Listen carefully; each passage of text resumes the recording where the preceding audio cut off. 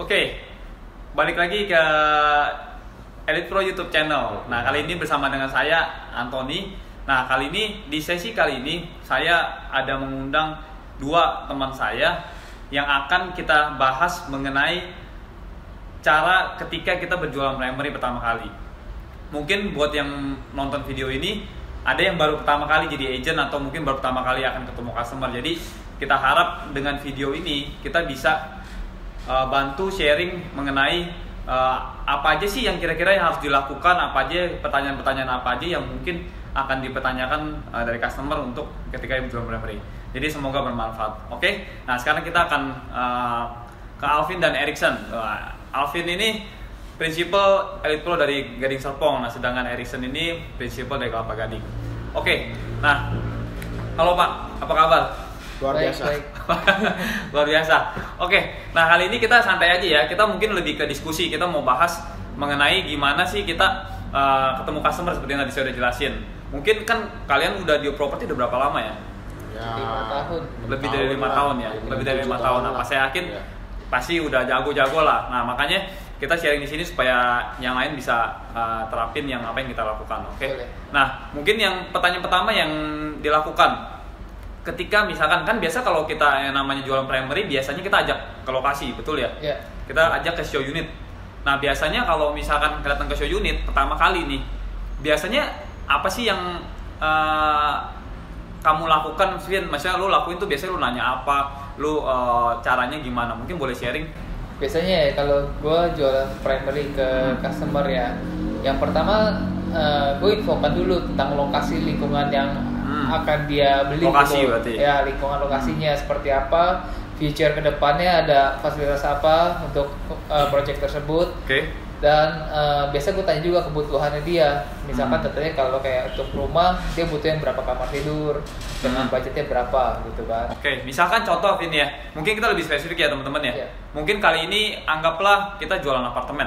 Boleh. Oke, misalkan jadi ke show unitnya apartemen. Karena kan pertanyaan apartemen sama rumah pasti akan beda-beda. Benar. Betul ya. Jadi mungkin kita akan lebih detail sedikit karena nanti ya ini pertanyaannya pasti akan lebih teknis nih supaya teman-teman benar-benar paham gitu loh. Nah, katakanlah Vin misalkan ini adalah apartemen. Nah, biasanya pertama kali datang misalkan, "Halo Pak Alvin, saya kenalan," misalkan. Gimana, Pak? Ya, kalau saya langsung pertama kali ajak dia untuk lihat ke marketnya atau ke show unitnya ya.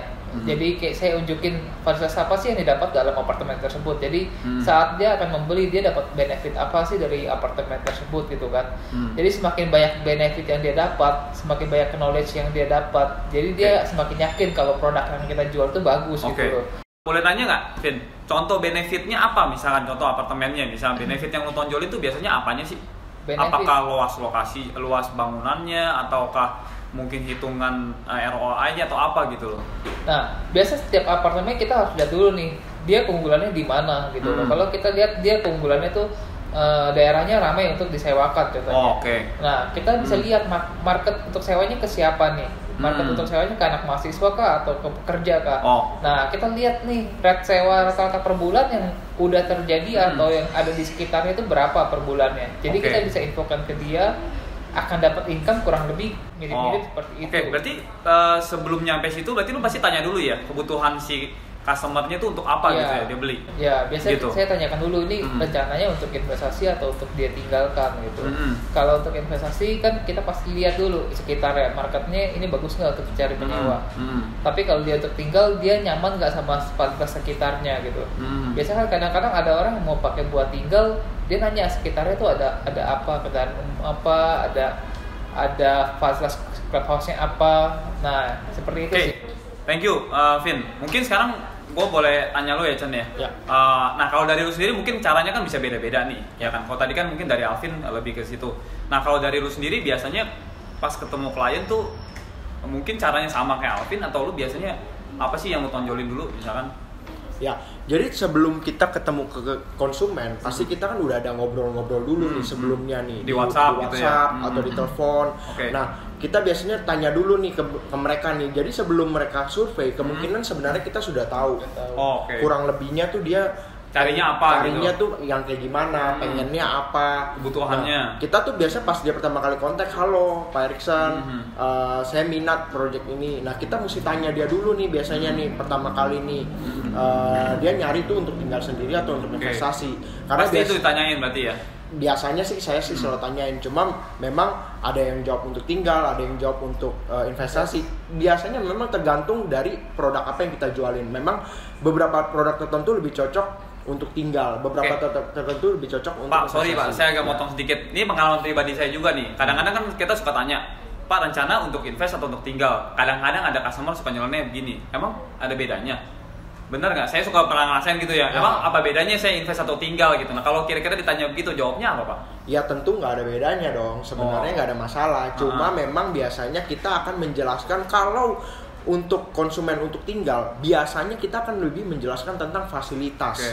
Karena mereka lebih butuh penjelasan tentang spesifikasi. Karena memang dia buat tinggal sendiri. Karena buat tinggal. Tapi kalau untuk konsumen investor biasanya akan lebih fokus kepada perhitungan dan ROI. Cuan gitu Pak. Cuan lah pastinya. Karena dia nggak gitu fokus sebenarnya. Memang pasti spek ditanyain juga. Cuma kan dia pasti lebih butuh informasi tentang hitung-hitungan cara bayar. Intinya gue keluar berapa, gue bisa dapat berapa gitu ya. Saingannya terhadap proyek sekitar lebih untung yang mana. Jadi memang kita harus tanya dulu, dan biasanya kita sebelum kita melangkah lebih jauh, kita memang tanya dulu dia budgetnya berapa kurang lebih, karena biar kita cocokin dia tipikal. Contohnya misalkan mau ukuran rumah yang lebar 6K, lebar 7, kita akan tanyain kepada dia apa kebutuhannya. Jadi kita nggak langsung kasih kayak brosur price list suruh dia pilih, jangan begitu. Lebih baik kita tahu dulu kebutuhan dia apa, kurang lebihnya kira-kira mau cara bayarnya pakai cash kah, cash bertahap kah, atau KPR. Kalau misalnya KPR kan kita bisa tanya ya, misalkan dia mau KPR berapa tahun, kita bikinkan simulasinya. Itu semuanya dilakuin di marketing gallery itu Pak. Kalau biasanya tergantung, ada yang udah nanya duluan di WhatsApp, ada juga lebih baik sih memang lebih enak kita langsung ajak ketemu ke marketing gallery. Ya. Berarti kalau dari lu sebisa mungkin pokoknya ajak ketemu gitu. Ya, tapi itu kan dengan keadaan normal. Kalau dengan keadaan new normal sekarang ini kadang-kadang ada juga yang tanpa ketemu juga bisa gitu loh. Langsung closing? Bisa. Pernah Pak? Pernah. Oh. Ya itu. Nggak pernah ketemu langsung closing gitu. Ya ada lah beberapa kali. Hebat. Ya memang yang penting kita penyampaiannya jelas. Penyampaiannya jelas, perhitungannya sudah jelas. Fasilitas dan benefitnya sudah jelas. Intinya adalah dia butuh apa, kita jawab. Oke. Ya. Oke. Thank you Pak. Berarti kalau misalnya saya mungkin balik lagi ke Alvin, mungkin ada tips nggak misalkan buat agent baru nih misalkan.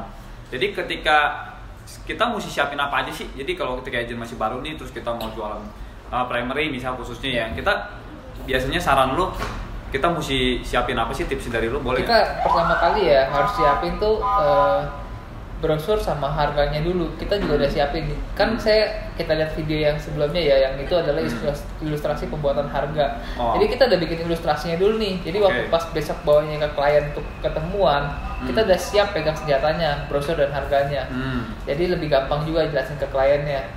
Nah, itu yang pertama kali untuk dipersiapkan gitu loh. Nah, pas sudah ketemu kliennya, yang persiapkan selanjutnya adalah kita mengajak dia untuk lihat ke show unitnya, cari tahu dia suka nggak sama tipe unit yang mereka lihat gitu.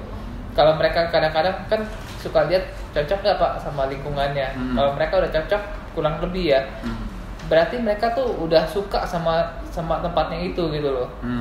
Tinggal mungkin cara bayarnya doang kita harus cari perhitungannya gitu. Oke. Mungkin kalau saya mau nanya lagi, beda nggak sih jualan apartemen sama rumah? Mungkin Chen boleh jawab, maksudnya apa sih bedanya? Atau mungkin kalau dari pribadi lu lebih enak jualan rumah atau apartemen atau gimana? Oke. Kalau dari saya pribadi ya, jualan rumah sama jualan apartemen, jujur lebih simple jualan rumah. Kenapa Pak?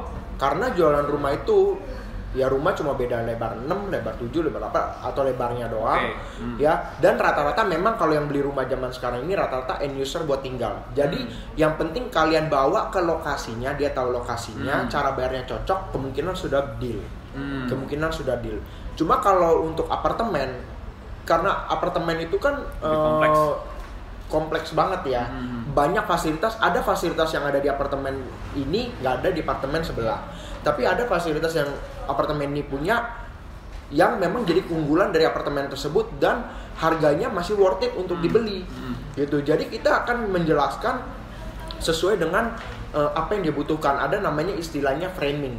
Framing itu ibaratnya kalau lokasi dia sudah cocok, lokasi dia sudah cocok, luasnya sudah cocok, ada harganya sudah cocok, cara bayarnya sudah cocok, kurang apa lagi? Ya udah pasti beli punya dong. Closing tuh Pak. Pasti closing punya. Kalau sekarang boleh nggak tahu kira-kira sebenarnya customer kalau mau beli apartemen nanyanya apa aja sih? Yang pasti kira-kira ditanya sama customer tuh biasanya apa aja Pak? Yang harus kita tahu nih sebagai agent. Yang harus kita kuasain. Kita harus kuasain. Pertanyaan bangunan gitu ya. Nah, gini, pertanyaan orang buat tinggal dan pertanyaan orang untuk investasi pasti berbeda. Gitu ya. Jadi kita harus mencocokkan diri. Dia kalau dia nanya buat tinggal, contoh si A mau beli untuk anaknya untuk tinggal. Nah, biasanya dia mau beli untuk anaknya kan misalnya lokasi di daerah kampus. Ya berarti keunggulannya apa dari kampus, misalnya cari makan dekat, karena supaya dia nggak mau jauh-jauh dong anaknya turun ke bawah. Nah terus juga dekat ke kampus, tinggal jalan kaki, walking distance, ya ke mall misalkan untuk rekreasi juga dekat. Ya itulah yang kita tonjolkan. Terus tonjolkan mengenai luas bangunannya dengan ukuran segini, mereka bisa ada ruang belajarnya loh, misalkan ada tempat belajarnya. Tapi kalau untuk investor, ya pasti jenis pertanyaannya berbeda dengan pengguna yang tadi. Ya investor tadi akan menanyakan, saya kalau beli harga sekian ROI bisa berapa tahun, atau misalkan saya beli harga sekian dengan cara bayar KPR, apakah dia bisa cicilannya itu bisa terbayarkan dengan uang sewa? Nah itulah yang akan kita berikan simulasinya, kita siapkan, kita akan jelasin, dan yang akan memuaskan rasa keingintahuan dari konsumen. Berarti penting banget ya kita tahu banget tipe customer yang kita hadapi itu siapa gitu ya. Betul. Entah itu investor atau misalkan mungkin end user penghuni, dia memang rencana untuk tinggal. Terus mungkin lebih detail lagi kayak misalkan penting nggak misalkan dia punya anak berapa, atau dia mungkin sendiri tadi misal lu bilang kan misalkan dia membuat anak kampus atau apa. Jadi sangat-sangat penting kita tahu ya berarti ya. Dan bahkan kita harus mengetahui tentang namanya future plan-nya dari lokasi tersebut. Jadi contohnya misalkan di lokasi tersebut akan dibangun namanya MRT, akan dibangun ke depannya dia bangun mall. Dan itu kan ada beberapa hal yang memang bisa memberikan nilai tambah project tersebut supaya properti tersebut bisa naik. Dan ketika sudah jadi bisa disewakan, marketnya siapa, karena akan ada kampus di daerah tersebut, ada namanya lokasi perkantoran. Itu kita harus menguasai produk tersebut dan kita menjelaskan kepada konsumen. Jangan sampai kita kebalik-balik nih, konsumen investor kita jelaskan tentang spek. Memang spek perlu kita jelasin, tapi sebagian porsi 20% spek, 80% tentang hitungan. Oke, thank you. Saya nanya balik lagi ke Alvin misalkan. Mungkin kan sebagian orang yang mungkin suka main secondary, bangunannya udah jadi. Nah kalau primary kan kadang-kadang nih kebanyakan masih inden, belum jadi. Artinya kan kita jual gambar doang, masih tanah kosong. Nah kalau orang bilang jual mimpi gitu kan misalkan. Nah gimana sih cara lu nyakinin orang yang barangnya aja belum ada? Beda ceritanya kalau kita jual rumah second ya kan, rumahnya udah jadi, udah jelas gitu kan lokasi di mana. Nah kalau dari lu pribadi gimana tuh cara nyakininnya? Nah kalau kita bilang gini, kadang-kadang kalau barangnya udah jadi, cara bayarnya tuh nggak bisa cicil panjang nih. Nah bagi mereka milenial baru itu yang butuh DP-nya bisa cicil, DP-nya bisa cicil. Nah yang primary ini sangat cocok bagi mereka karena mereka bisa mencicil DP-nya sesuai kemampuan juga. Sesuai kemampuan mereka. Dan yang pastinya capital gain-nya pasti lebih tinggi dibandingkan apartemen yang sudah jadi. Karena cenderung biasa lebih murah. Iya, karena cenderung lebih murah. Nah, kalau misalkan kita beli saat ini dan nama-nama properti pasti setiap tahunnya akan naik kan.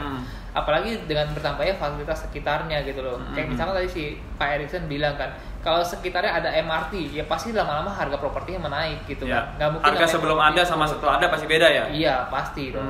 Masa ada tambahan MRT, harganya jadi tambah turun gitu kan. Ya. Jadi itu yang kita tonjolkan gitu loh. Kalau kita beli dari properti yang primary itu, customer dapat benefit pertama DP bisa cicil dan ada kenaikan capital gain yang cukup besar gitu.